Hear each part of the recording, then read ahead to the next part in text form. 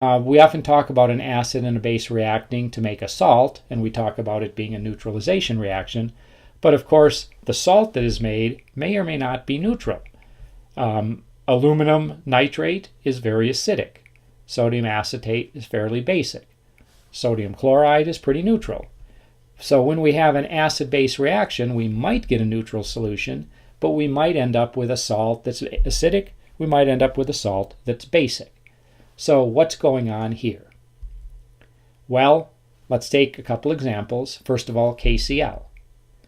KCl, the salt, dissociates into K plus and Cl minus ions in aqueous solution.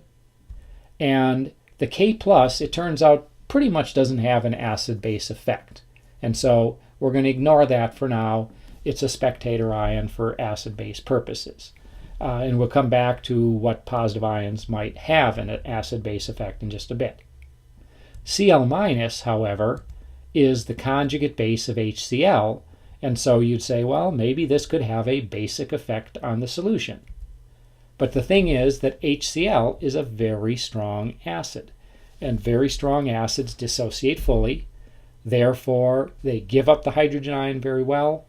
The Cl minus conjugate base does not accept a hydrogen ion very well.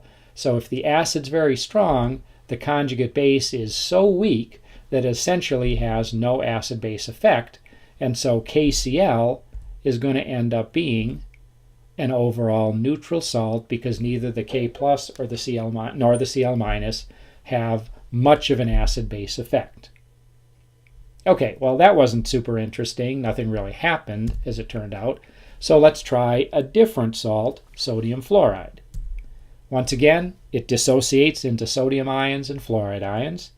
Sodium ion, it turns out, doesn't have an acid-base effect to speak of, or at least not enough for us to worry about for now. So that's a spectator ion, and we'll ignore it. Fluoride, however, is the conjugate base of hydrofluoric acid, HF, and so you'd say, well, maybe that could have a basic effect on solution because it's the conjugate base of this acid. And what's different about HF by comparison to HCl is that HF is a weak acid. I mean, it's not the weakest acid out there, but it's somewhat weak. And if it's sort of weak, that means its base is not completely weak. So if we have a sort of weak acid, then the base has at least a little strength to it. And so F minus is going to have some basic effect on the solution. And if you think back to what we've done before with things like F minus, how it has a basic effect, F minus can react with water, pull an H plus off of the water to make HF, the weak acid, hydrofluoric acid, and when it does that, it leaves behind an OH minus, therefore basic solution, OH minus in it. So NaF is a basic salt because it contains a conjugate base of a not completely strong acid. And this is going to be true in general. Anytime we have a conjugate base of a not really strong acid, then the base has some basic effect, and it's going to give you a basic salt, providing the positive ion doesn't have a counteracting acidic effect. And that's the last thing we'll see here is an example of a positive ion that has an acidic effect. So iron nitrate in aqueous solution dissociates into Fe3 plus and NO3 minus, and NO3 minus is the conjugate base of HNO3, nitric acid. Nitric acid is a very strong acid, therefore nitrate ion is a very weak base. So it's going to turn out that the nitrate's not going to have a basic effect. But Fe3 plus does have an acidic effect. And why is this? Because we just talked about Na plus and K plus as not having an acidic effect. So here's a summary of why we can ignore NO3 minus as a base.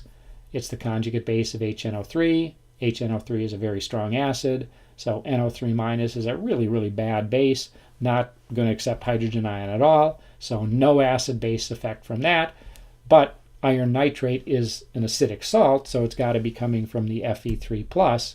So what's going on there? Okay, NO3 is an acidic salt. And what's going on there we'll demonstrate by example of something very similar. Aluminum is a +3 ion, and in aqueous solution it gets surrounded by water molecules, and it looks like this. Here's an Al3+, and then it gets surrounded by 1, 2, 3, 4, 5, 6 water molecules. Highly charged small positive ion has the negative end of the polar water molecule attracted to it, and so we have a hexa-aqua aluminum 3 complex ion. And then furthermore, because the aluminum ion has such a big charge, it actually withdraws or pulls some electron density from the water molecules, and it does that enough, if it pulls electron density enough towards itself from the water molecules, that at least sometimes, once in a while, one of the OH bonds in a water molecule that's attached to the aluminum ion, once in a while one of those bonds breaks, and when it does, an H+ comes off of it, it dissociates, and then that can stick onto a nearby water molecule. So what ends up happening is the AlH2O6 with a +3 charge near water can form AlH2O5, so 5 of the water molecules, this one, this one, this one, this one, and that one, are left intact, and this water molecule right here loses its H+ and leaves behind an OH, so all but the H part of the 6th water molecule. So it's H2O5, 5 intact water molecules, 1 OH. Since it's lost an H+, the charge goes down by 1, and then it produces H3O+, thereby making an acidic solution. And this is going to be, in general, what happens if we have a small, highly charged cation, positive ion. It's going to have an acidic solution on an acidic effect on aqueous solution by weakening the OH bond in a water molecule, allowing transfer of a hydrogen ion.